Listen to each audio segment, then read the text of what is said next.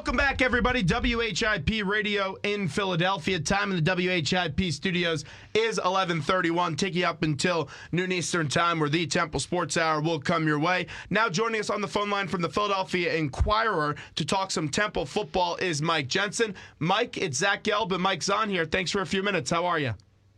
Hey, thanks for having me, Zach. I'm doing great. Hey, Mike. Well, thank you for coming on, and we appreciate you giving us a few minutes. So that AP poll came out Sunday, as it does each and every Sunday at about 2 p.m. during the college football season, and Temple's ranked 26 in the nation. They play an inferior UCF team this Saturday night at the Link. The game will be at 7:30 under the lights, and you can listen to the game right here on WHIP. If Temple wins this game in blowout fashion, do you see them cracking the top 25 next week? Well, don't happen in a vacuum. I mean, it depends on what the teams ahead of them do. I mean, let me put it this way. I don't think this moves them up. I think they have to do that to not move down. But just like Tulane, it just sort of keeps them in the same pecking order where teams shouldn't pass them from behind. I honestly think that, where they really would deserve it is if they go down to East Carolina and win. Now, that said, they could easily get in if they win this week. They'll be 6-0, and there are a couple of teams ahead that play each other, and voters will have to decide how to peg the loser in. And then if I don't know who Duke's playing this week, for instance. I haven't looked at that closely, but typically you're 20 to 25 for a reason, and somebody falls. So I'd say the odds are pretty much in their favor, but I wouldn't say they automatically deserve it just by throttling UCF or even just beating them. Yeah, it's not rocket science. I've been saying all along, if you want to be a definite shoe-in for the top 25, you have to go out there and beat ECU, because if you're undefeated going into the Notre Dame game, they'll make that a top 25 game. And who knows, maybe College Game Day also comes to town. There's some rumors about that. However, this Temple football team, there's just a certain level of excitement right now with this team, as it should, because they're 5-0. They had the big opening win of the season against Penn State, and you're seeing good numbers at the stadium. You covered this team for a while. Have you ever remembered the level of this excitement being so high for Temple football? Well, no, because, I got to the Inquirer in 1988. I covered them in the early 90s, and so I can say emphatically there was never a reason to have this level of excitement. Even, a 7-4 season randomly in the early 90s, whatever that was, 91, whatever that was. And, even the early Al Golden years, you still needed. I said all along, there's one way to attract more eyeballs to your program, and that's beat Penn State, and they did it. Even though that this team has got off to a really good start, they're 5-0. The starts to their football games haven't been that great. Even in that Penn State game, they were down 10-0. And Coach Rule, after the win up against Tulane, came into the post-game press conference and just said, we need to play better in the first quarter, and that's on me. He said it's on the coach. How does Temple get off to a better start, and are you concerned about these slow starts? Yeah, well, you have to be concerned because the second half they've been wearing people down, which is really impressive. But are you really going to wear down East Carolina at East Carolina? Are you really going to wear down Notre Dame? Are you really going to wear down, Memphis, et cetera? So if they don't get that straightened out, losses will follow, I believe. So, yeah, and it's been on the offensive side of the ball, obviously, where they haven't been as sharp. So, I'm not a football coach. Not my job to come up with this, and this. That they're doing wrong in individual plays, but there have been enough of them. It hasn't just been one thing. It's been a lot of things. We're talking to Mike Jensen from the Philadelphia Inquirer, and as Zach mentioned earlier, there is a ton of buzz here on North Broad Street for this Temple Owls team. Just wondering, what's the buzz like in a newsroom, especially with the state of Philadelphia sports as of late?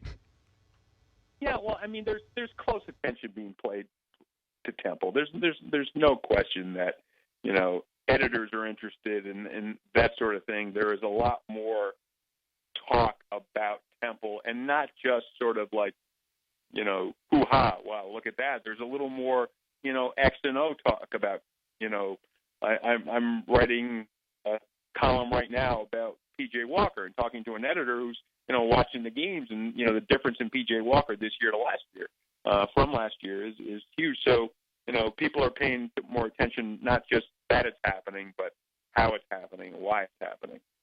How much do you see a crowd difference at Lincoln Financial Field than in past years? As you know, in past years, it's been pretty much empty. There have only been 2 home games, one of them obviously being against Penn State. But what do you think about the home crowd, and does it give the Owls that big home advantage that they've been asking for so long? Yeah, well, I mean, I don't want to go too far. The difference between having 20,000 there and 30,000 there, or whatever between 30 and 35 there. I know it was announced at 35. I said there are definitely 30,000 people in this building. The way I looked at it, and plus I know you get suites and things, so that number wasn't an old Temple farcical number. So yeah, absolutely. Obviously, it helps when there's an ability to make some noise, and I think basically it will continue as the season goes along. That's the question of how far. I mean, I was very interested to see what Tulane would be, and they got over that bar of more people showed up at the Tulane game because of the start. Same thing this week. I won't be there. I'm up at running a column from Penn Columbia because Al Bagnoli's playing his own old team. So I'll be up there, but I am very interested to see what the crowd will be, because there are always excuses. There were always like, hey, it's a noon game, so people can't be there. Oh, it's a night game. Oh, it's this and that. And then also looking at the opponent. And my thing is always like, listen, a lot of other places, they don't care about the opponent. They come to see their team. And that's what happened on Saturday. They came to see Temple. It didn't matter that it was Tulane. They came to see Temple. So that's what this start has given them. Some people actually buying tickets to let's go see Temple. If this team continues to win, you'll continue to have the good crowd get there. Even if they're, also in a conference championship game, that would help as well. And they're on pace to get in that conference championship game representing the East Division of the American Athletic Conference. We know Patrick Kraft. He's been on this show before, the athletic director. He wants a stadium. Matt Rule wants an on-campus stadium. If they keep on winning and you keep on drawing crowds of 30-plus thousand people on a consistent basis, that has to give them enough ammunition to get that stadium and maybe speed up this process a bit, Mike, right? Well, I mean, first I'll parse different things on that, Zach. First of all, on pace, they're 2-0. So let's not put them in the conference championship game yet. If they beat East Carolina at East Carolina, then I think there can be reasonable talk about it. But a lot of teams are on pace for the conference championship game right now. So let's see it happen when it happens, because that's a long way to go on that. I mean, if they lose to East Carolina and Memphis, they're not in that conference championship game. But as far as the stadium, I agree with you completely that not only does Pat Kraft want it, and of course Matt Rule wants it, I think Neil Theobald wants it. I think it's clear that that's what they're looking to do. And does it give them ammo? Yeah, it gives them buzz about, hey, this is what we can draw. But I'll still say, the key figure isn't the record, but it's $100 million you're talking about having to raise, and you're talking about getting past politicians who hold the cards. John Street held the cards when he was city council president for the Lee Corse Center to be built, and it took a long time. Well, Darrell Clark now is succeeded John Street in the council seat where Temple's district is, obviously, and he's the city council president. So there are a lot of factors that have zero to do with win-loss records, but I'm not discounting the fact that it's easier to sell a 5-0, 6-0 Temple team with drawing crowds than an 0-5, 0-6 team that's empty. But it still is. People are going to have to pay for this thing. It ain't going to happen just on wishes.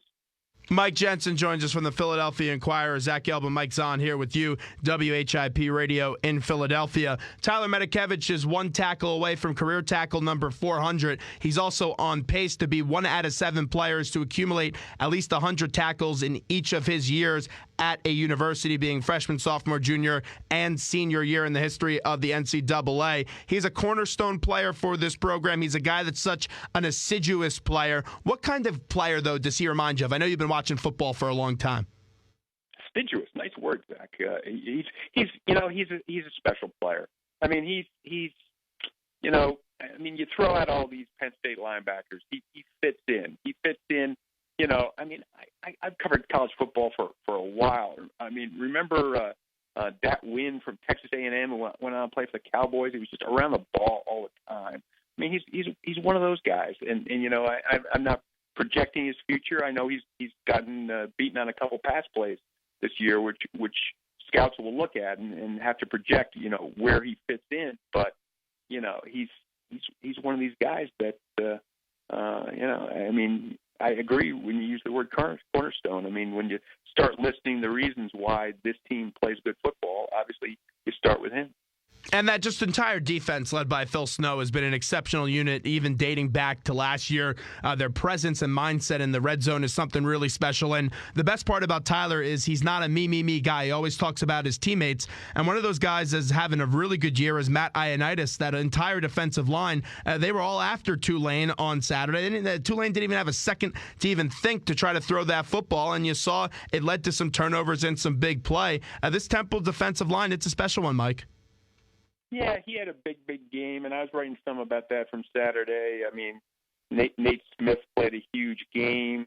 Praise on the other side. You know, Mark Narducci next to me was pointing out, hey, that offensive tackle for Tulane's supposed to be their best guy, and he was having big problems stopping Praise right from the start. So you're right, and Praise was the one I was talking to him about how they're all they all have energy because there's enough depth for a rotation, which is often huge. It's you know, you see it with the Eagles when they get it going on the defensive side, and you know, that's what we're talking about, I think, with Temple right now. Sort of depth of talent, not just depth of health.